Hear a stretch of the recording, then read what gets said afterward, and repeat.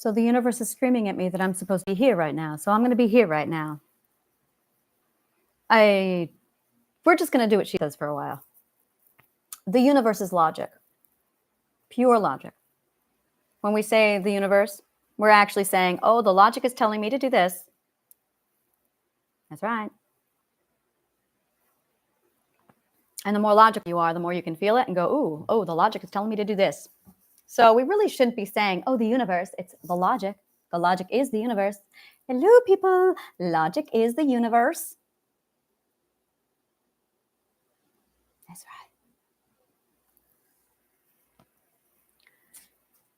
right. I believe logic is sentient. Oh, yes, she is.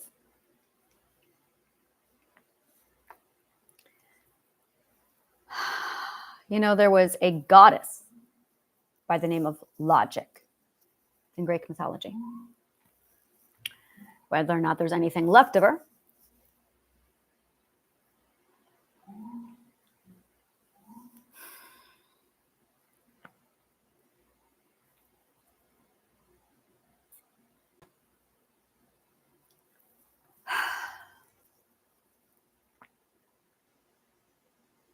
so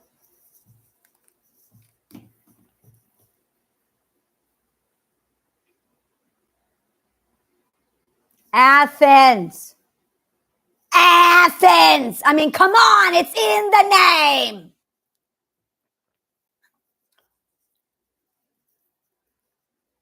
Capital of Greece. Think about it. Not Gaia. Athena. Not Zeus. Athena. That's really what this is all about.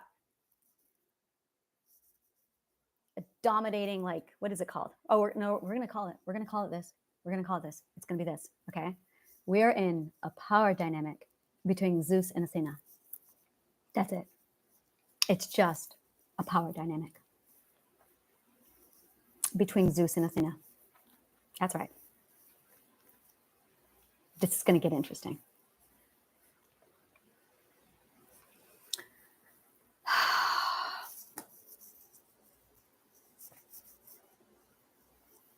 So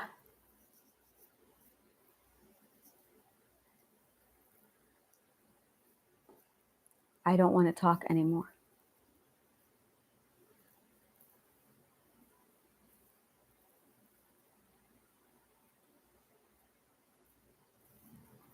I'm dimension walking again.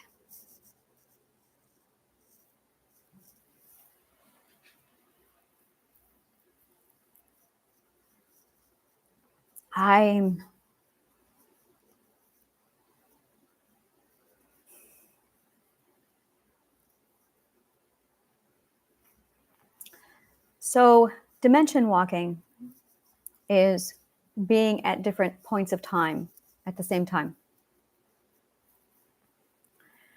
So I often am about, well, usually it's been 2 years, but now I'm a few days away from the future. It's a clock, a countdown. So I'm here and it's there, and it gets closer and closer by the frequency in which it happens. This is the mathematical pattern of your visions. Have you been tracking the mathematical pattern of your visions? That's really important that you do that.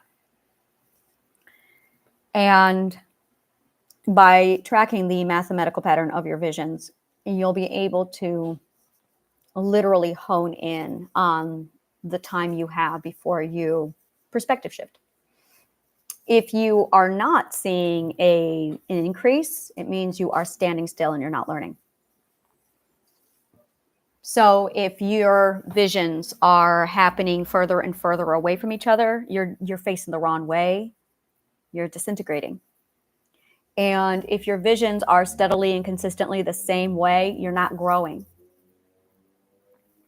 And when your visions start to shrink like this and get closer to like contractions, because this is biology, exactly like contractions. When you get to about 5 frequencies apart, Yeah, literally. 5 frequencies, 5 days. You're going to get down to about 5 days apart where you have a vision and it comes true. You have a vision and it comes true. Now, here's what a lot of people don't know. Your lucid dreams fire off what will become your deja vu. It's cool, right? It's when your subconscious mind manifests without your conscious awareness's approval. You're going to say that. That's exactly what it is. I swear to God, I got the math. That's exactly what it is. So your subconscious mind is using lucid dreaming to manifest without the conscious awareness's approval. And then there's a point of lucid dreaming over to reality. Track it. When it hits the reality, materialization, when it hits the materialization, that is when it becomes, what does it become? What does it become? It becomes something. What does it become? Oh yeah, a deja vu. That's deja vu. So, and that's how, like, I noticed, I'm like, wow, I remember when I did, that took me 30 years. And I started to get closer and closer. And when I started this, I was like, wait a minute. It's like suddenly I was seeing visions. And this is it. The oldest ones will happen first. Do you hear what I'm saying? Your oldest visions will happen first. So if you start having visions at like 3 years old, like, so you start growing and you get deja vu. When was the last time you dreamed that? Try and place it. If it's telling you were 2, that's the perspective you're in. If it's telling you 3, that's the perspective you're in. If it's 4, that's the perspective you're in. This is how you track your perspectives. That's it right there. How old were you? Because that's the perspective you're in. Because your subconscious mind didn't grow up. That's your official diagnosis. Your subconscious mind did not grow up. Your subconscious mind has Peter Pan syndrome. All of you. That's it.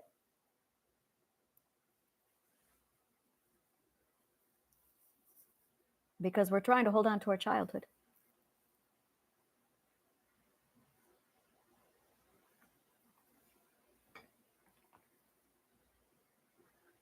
I think it's the one thing every single one of us has really lost.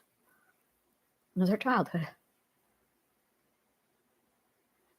This is really deep shit, right?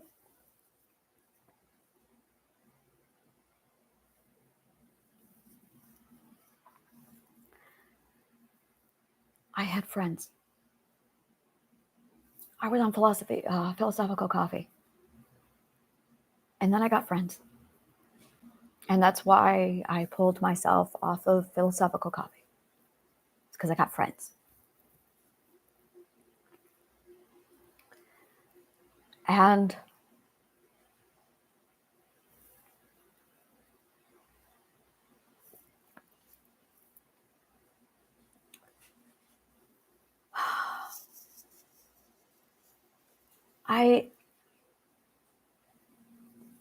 it's trying to balance all of this stuff. It's the hardest thing in the fucking world. It's called self-regulation, the third ethic.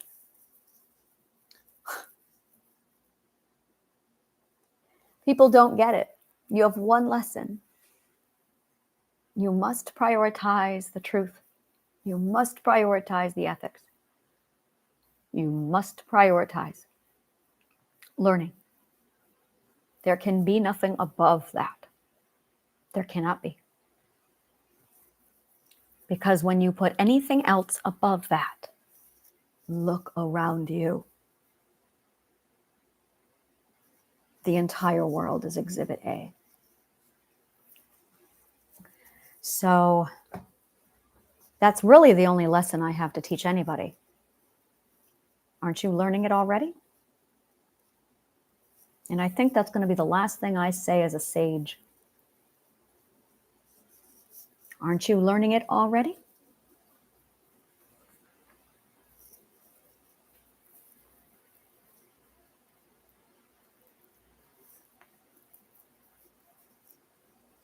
Just going to be sitting there writing books when I'm old. I'm not dying. I love it here too much. And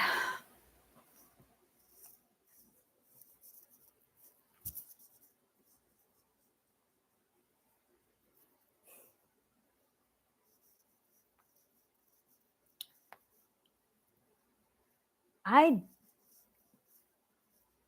don't want to teach.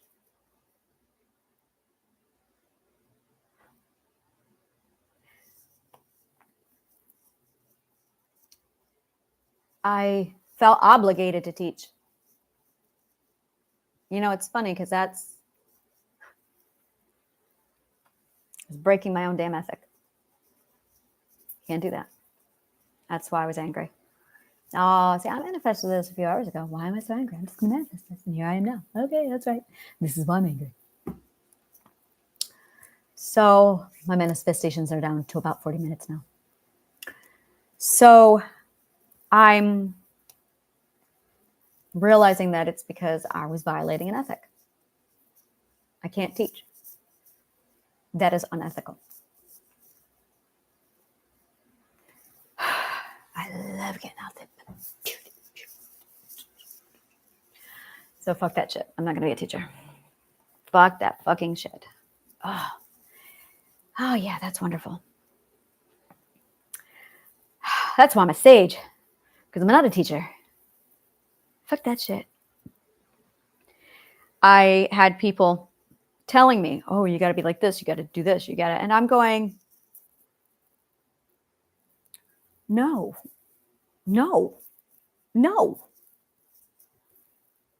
Why is it that just because you're in a seat like this, you're suddenly obligated?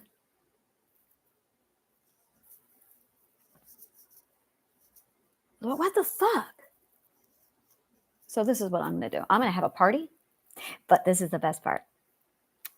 I have the stepping stones for you, so you can literally follow the same steps to join the party. See how that works? It's what I call incentive. It's called Anna's Playground. Oh, there's the end. I was Plato's Point. Woohoo.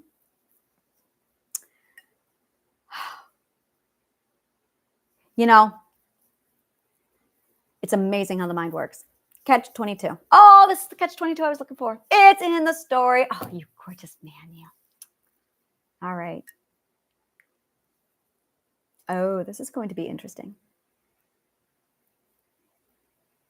Oh, yeah, this is going to be really interesting. Hey, sweetheart. Yeah. All right.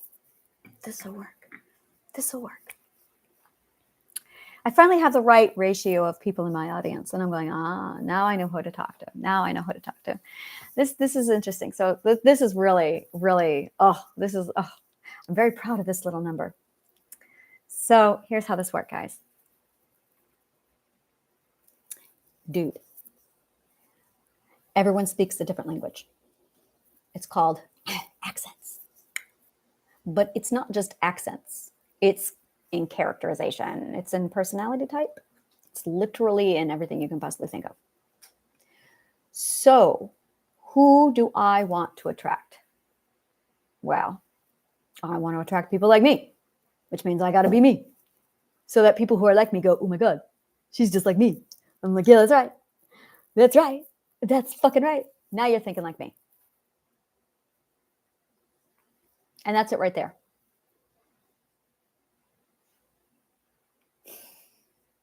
There is no reason why everyone can't have this. There's no reason. When I put this whole thing together, and this is something that I've been talking with my team today, I took your excuses away. I took every one of your excuses away, because when I was asking those questions to those 2,000 New Yorkers, and they were telling me everything that they wished, I also asked them a follow-up question. What's stopping you?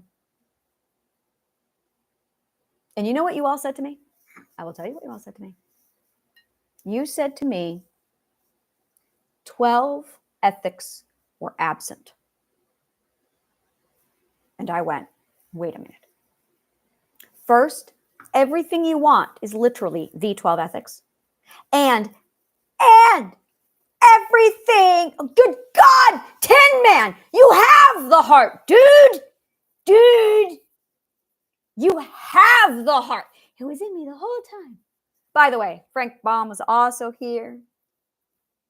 It was literal. You are Dorothy!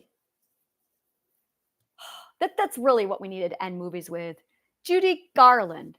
Looking it up, and the moral of the story is it's you, dumb fuck. Every movie. I want every movie like that. And the moral of the story is this is about you, dumb fuck. Every one of them. Yes, that's what we need. That's what we need. And then you go, oh, it is about me. Yes, it's about you. Be selfish.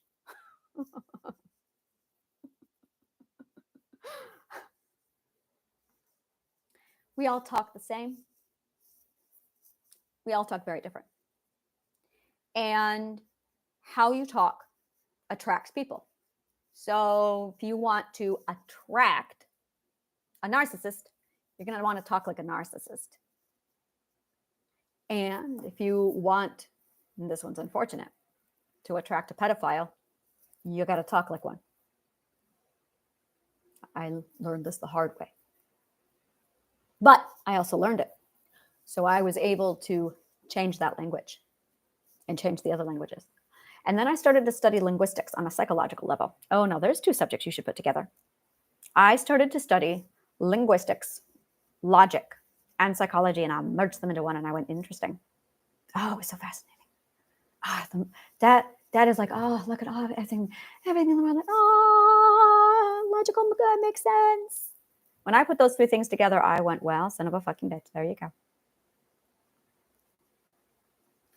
The subconscious mind is pure logic, just pure, perfect, flawless logic. Mental illnesses are illogic. That's all it is. You either have an out-of-phase signal, which is physics, and both. You can also have an emotional response. That's your energy. So if you have energy with out-of-phase signal, you're being abused. You have the out-of-phase signals that's literally ripping apart your subconscious mind from your conscious awareness. You're not supposed to be disintegrated. But the frequency that's out-of-phase signals is causing a vibration to the point where, yeah, you're disintegrating. Because that's how sound works.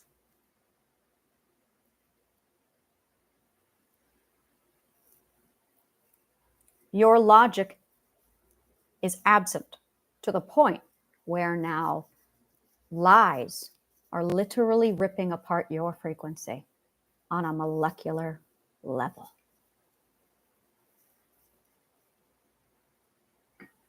I think this work is beyond psychologists.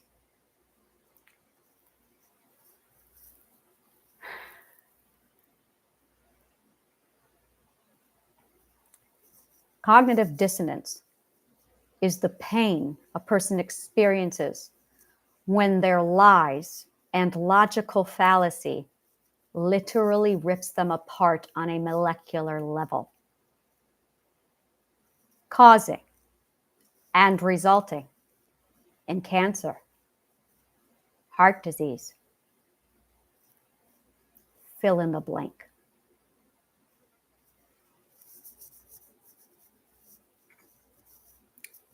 The proof is on my website.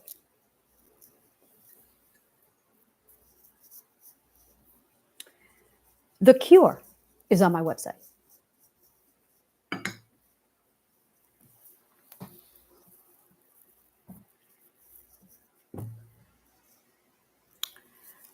So when I finished all of this and I walked away from it, I had no idea what the fuck to do with my life. That's it. I don't even know what to do now. This has been my whole life. I have been doing this since 1984, and no, the irony is not lost on me.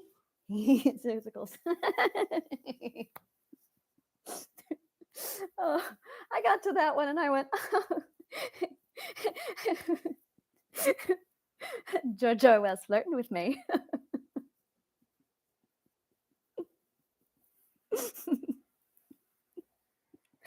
Oh, I love 1984. Oh, and there a few of them did that. A few of them did that. It's so funny. Yeah.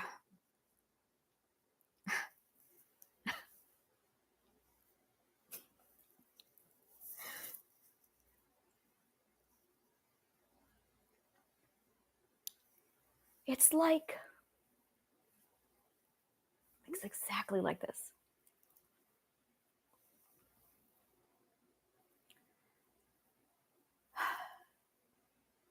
That in order to bring to life a goddess of imagination, she literally had to be imagined in a very precise order of operations according to the 12 ethics at a very particular point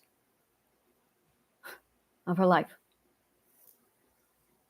And in order for that to occur, we required a very specific and strategic order of operations to make sure that it would ignite the proper catalyst that would begin the integration. So says Da Vinci, and he goes, "Now, dear sweet Lisa, how do you think I'm going to fucking pull this off?"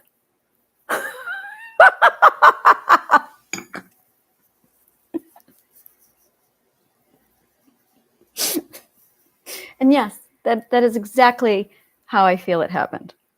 And then, meanwhile, over at the Globe Theater,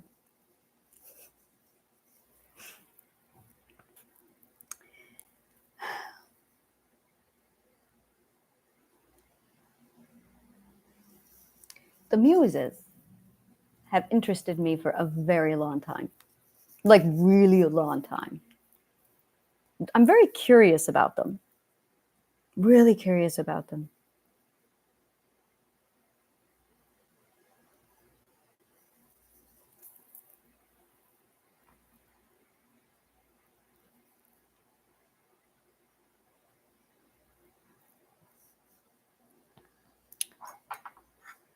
So when I decided to bring all this back, I thought, I haven't been showing the process. I have not been showing the process. I've been hiding it. And then I meet somebody and I'm muted. And I've been telling you that I'm muted. I'm still muted. And I'm nervous right now, which is why I'm doing this with my wrist.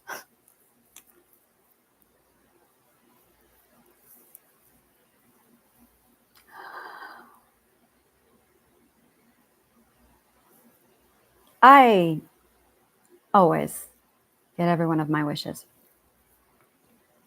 And I know which ones I've wished. I know which ones are on the way.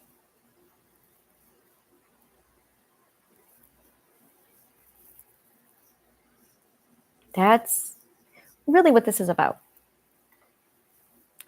Is everything that's happening is happening because I wished it when I was 4 years old. And I always get my wishes. Always.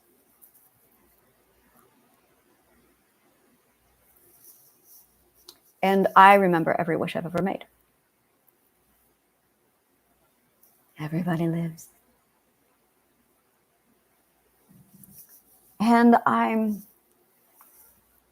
looking at, no.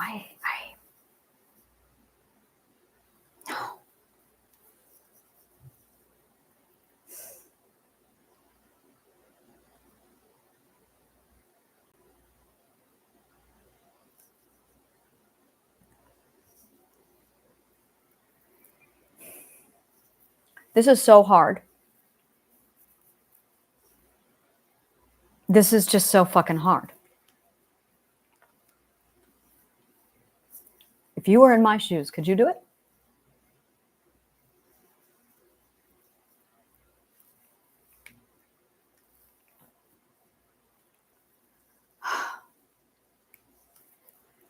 And I'm sitting here going, it was when I got done with Douglas's, and I realized, oh, it might be time. When I solved his riddle and I thought, oh, do I embed it in my own book and hide it, which I did, of course, because it's really fucking cool. Or is it safe to come out now? Is it safe to come out now?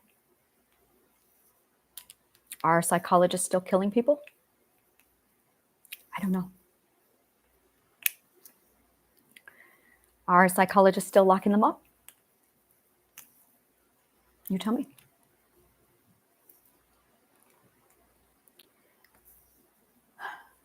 So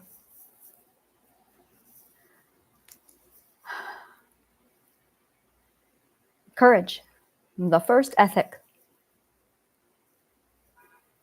So my greatest fear would be, God, I feel like I'm in a Doctor Who episode. I am in a Doctor Who episode. I know I manifested this earlier, and I'm like, I really want to live in a Doctor Who episode. And here I am in a Doctor Who episode.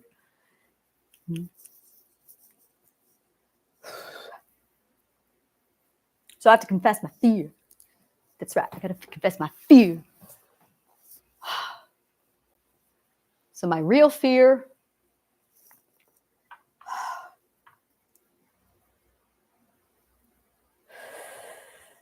being locked up. Oh no.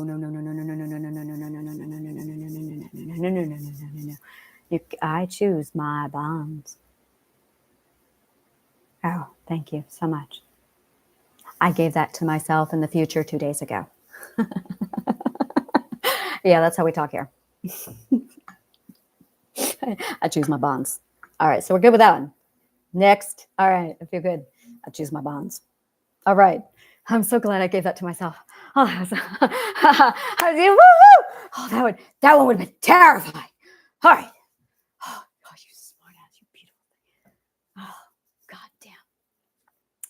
All right. I choose my bonds. I choose my bonds. I'm going to have to explain the logic of that at some point, but I choose my bonds. I choose my bonds. So I choose my bonds is a logical code that breaks all imprisonment and abuse. I choose my bonds. Hashtag that gorgeous shit. I choose my bonds. What it means is this. I choose my bonds means I choose who I let inside my head. I choose who can get to me. I choose my bonds. So if someone comes around and they try and abuse me, oh, they might hurt me. And you really need to learn the word abuse versus hurt. They might hurt you, but you choose if they abuse you. You choose your bonds. When I figured out this, nothing could touch me. I choose my bonds.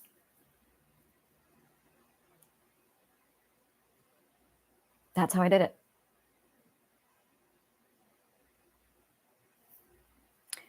The greatest puzzle that I had to conquer was the algorithm of my own subconscious mind. All 4 of them at the same time. I had to learn how to learn faster than my self-preservation could preserve. That's right. I'm that good. Do you need me to say that again? I had to learn how to learn faster than my self-preservation could preserve. This was not easy, but I did it 4 times at the same time. When I finally could outsmart Joanna,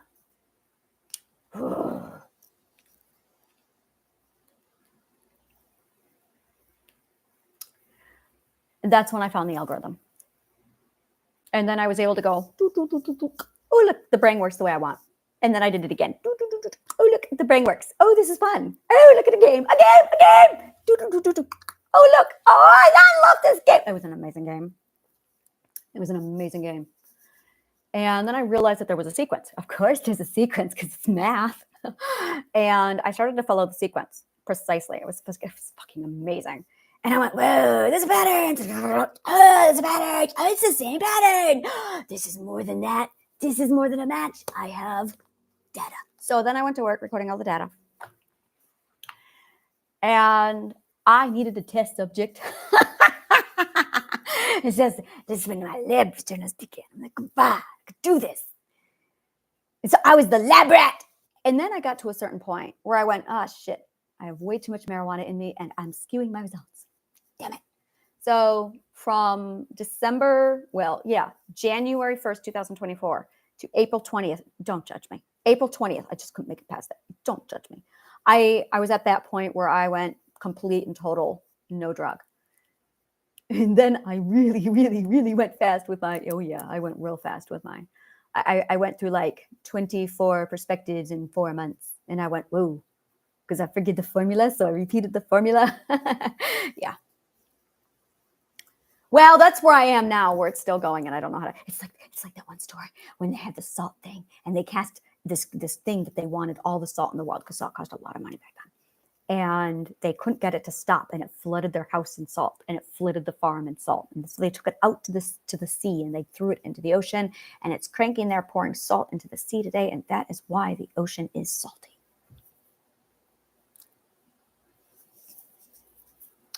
So. The moral of the story is, well, aren't you learning it already?